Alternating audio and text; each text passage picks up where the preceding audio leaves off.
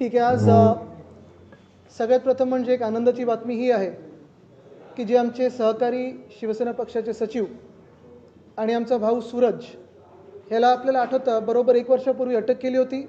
ईडीने अटक केली होती कारण भाजपच्या मनात असेल, मिंदेंच्या मनात असेल, भयंकर भीती होती त्यांच्याबद्दल आणि आज त्यांना जामीन मिळालेली आहे.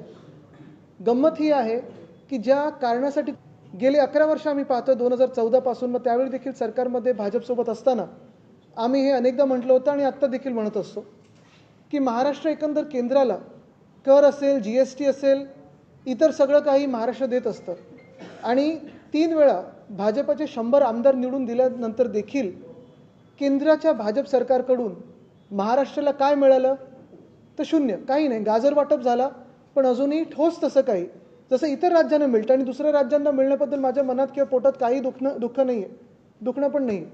पण मग महाराष्ट्राला का नक्की काही मिळत नाही, आपल्या वाट्याचं तरी देखील आपल्या हातात काय येत नाही, हा एक मोठा प्रश्न झाला. आणि ते होत असताना त्यावेळी देखील मी सांगितलं होतं, त्याच्या आधी देखील सांगितलं होतं की महाराष्ट्र असेल किंवा मुंबईवर असेल, भाजपा हे अदानी कर एक लावणार आहे. आज आपण पाहिलं अर्थसंकल्प सादर केला आणि मुंबईची हालत अक्षरशः ते एक आज मी कुठची तरी कविता वाचत होतो इंटरनेटवर, अशी झाली की हजार गम है खुलासा कौन करे, अब तो मुस्कुरा लेता हूँ तमाशा कौन करे. म्हणजे मुंबईकर सहन करत राहतात.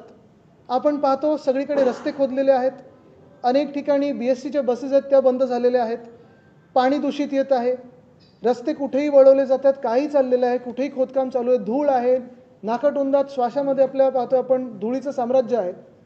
पण तसं पाहायला गेलं तर कुठच्याही सरकारकडून आणि भाजपकडून खास ठोस कुठेही उत्तर येत नाही, काही उपाय येत नाही पुढे. आणि भाजपकडून मुंबईचं एक वेगळ्या प्रकारचं पिळवणूक ही सुरू आहे.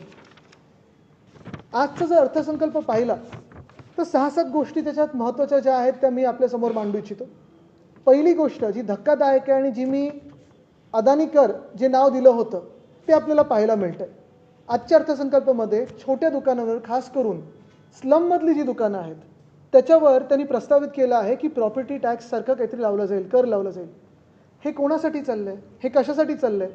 ज्या मुंबईमध्ये आमचं सरकार असताना, महाविकास आघाडीचं सरकार असताना, शिवसेना उद्धव बाळासाहेब ठाकरे हा पक्ष BMCतून सेवा मुंबईकरांची करत असताना उद्धव साहेबांमुळे ज्या मुंबईमध्ये आम्ही 500 स्क्वेअर फुटाच्या घरांवरचा कर रद्द करून घेतला प्रॉपर्टी टॅक्स, तेच आज भाजपचं सरकार, फडणवीस साहेबांचं सरकार आणि एकनाथ शिंदे जे नगरविकास मंत्री आहेत त्याच दोघांनी आज आपण पाहतोय मुंबईमध्ये अदानीसाठी, म्हणजे अदानीला लवकर